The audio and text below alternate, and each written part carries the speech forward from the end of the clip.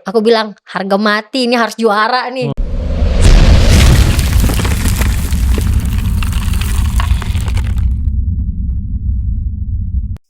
Salam Osmania, kembali lagi bersama saya Riki Muhtar dari OS TV.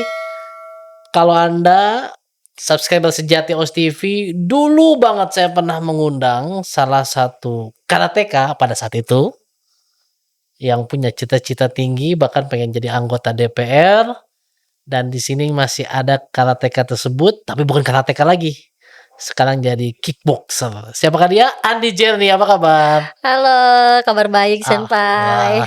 Kayaknya udah lama banget ya kita pernah podcast ya.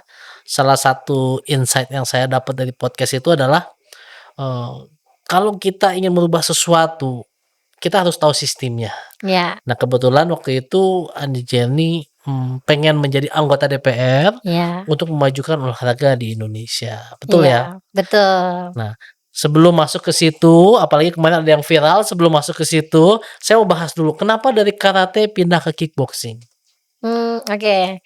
Jadi itu cerita awalnya pada saat selesai Porprov Jabar. Waktu itu saya kan ada seleksi nih. Nah di seleksi itu aku ngerasa kayak sebelum seleksi aku ngerasa kayak Seleksi di kickboxing atau di di karate karate? di Jabar.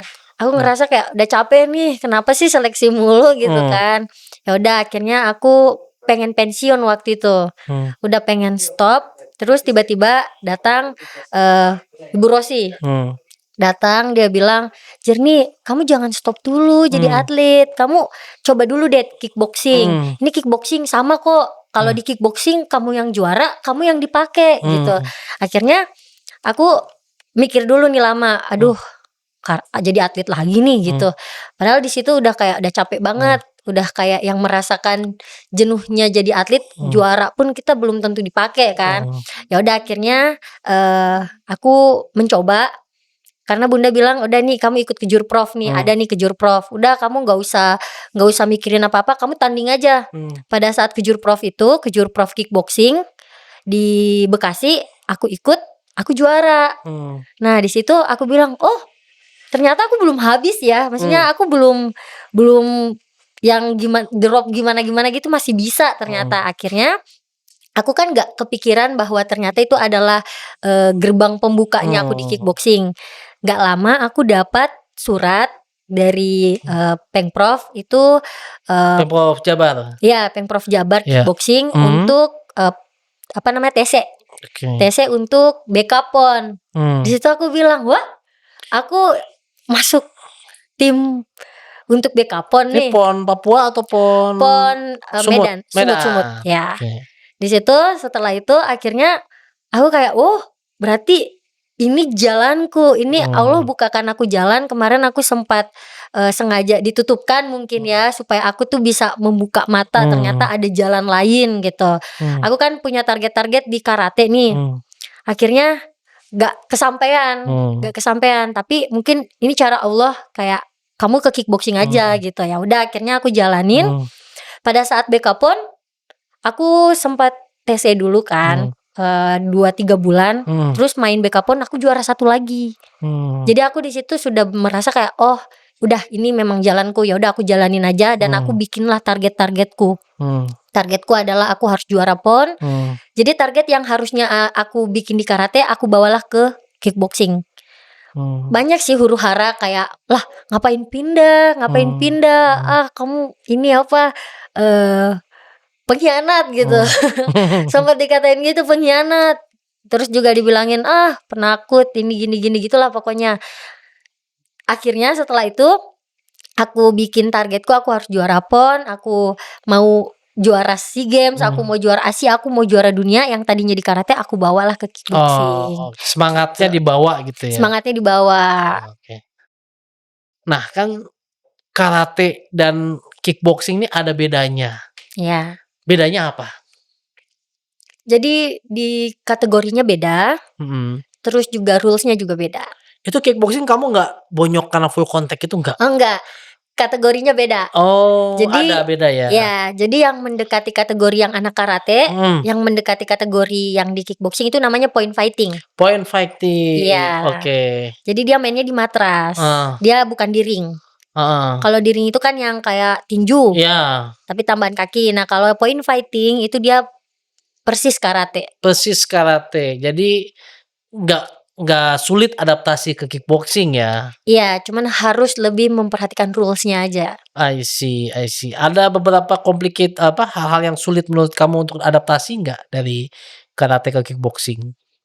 Sejauh ini sih kalau kita sudah mendalami karate ya, Mhm. terus kita, main di kickboxing point fighting itu nggak sesusah itu, Nggak susah nggak itu. susah, aman Jadi aja, masih lancar ya? masih lancar. Cuman ada larangannya yang berbeda dari.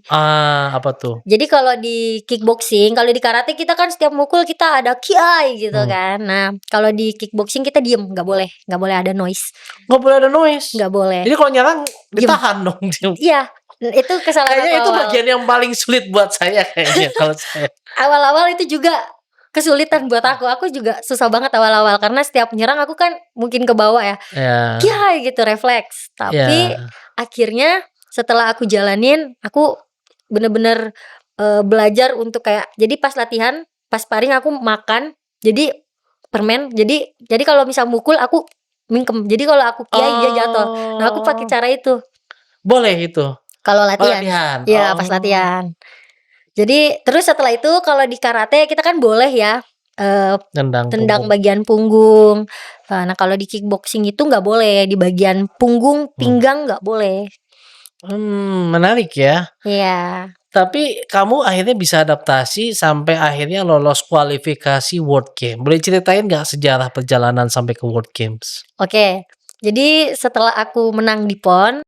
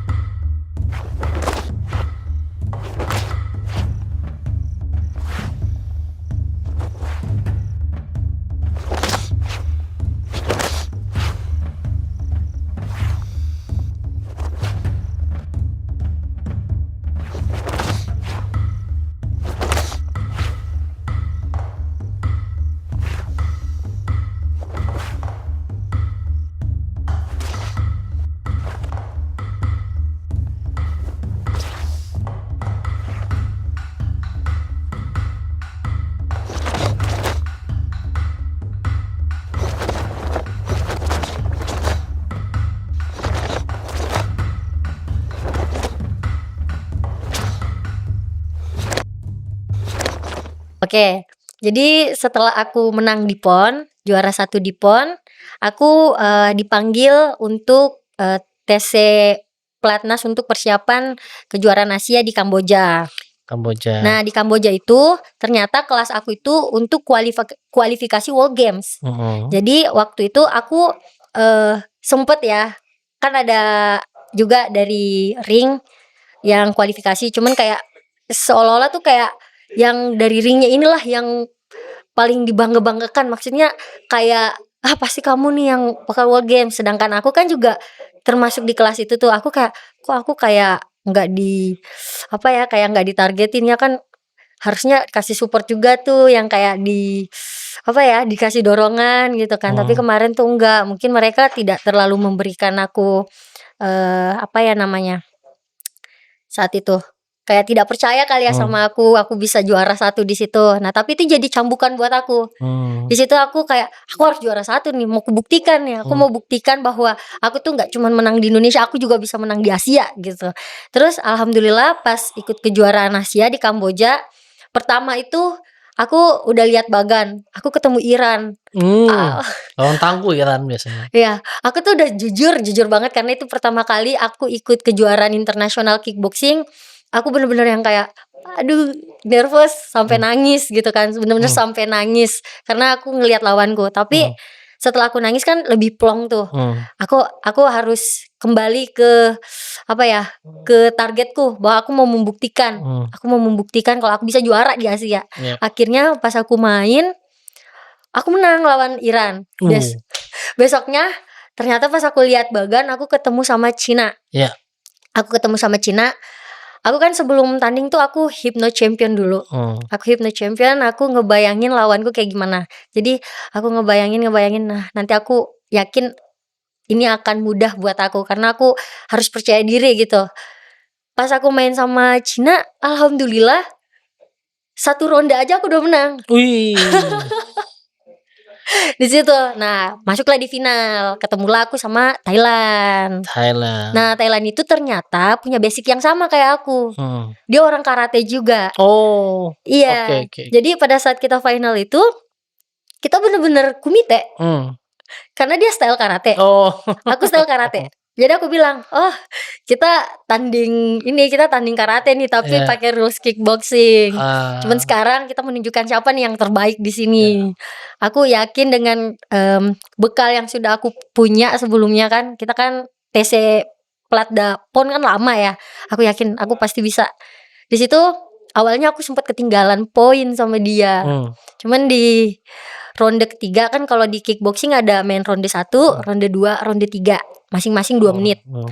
Di ronde 1 aku ketinggalan, di ronde kedua aku unggul cuman 1 poin. Di ronde ketiga aku bilang harga mati ini harus juara nih.